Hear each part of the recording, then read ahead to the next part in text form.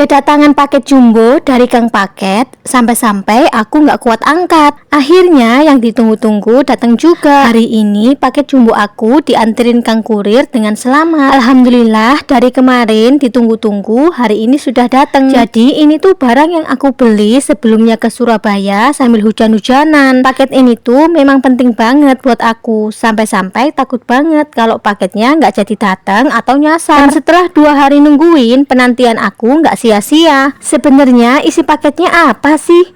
Yuk mari kita unboxing. Paket jumbo ini adalah mesin dog mixer buat giling adonan kemplang, supaya nggak perlu nguleni manual lagi dengan tangan. Selain buat giling adonan kemplang, mesin ini juga bisa dipakai buat mixer adonan lain seperti cilok, cireng, atau donat dan lain-lain. Aku unboxingnya cuma sobekin kardusnya seperti ini karena ini tuh berat banget. Beratnya hampir 30-an kilo. Bismillah, semoga mesin ini membawa berkah buat usaha aku dan usaha kemplang ini bisa makin laris manis, maju dan jaya. Amin.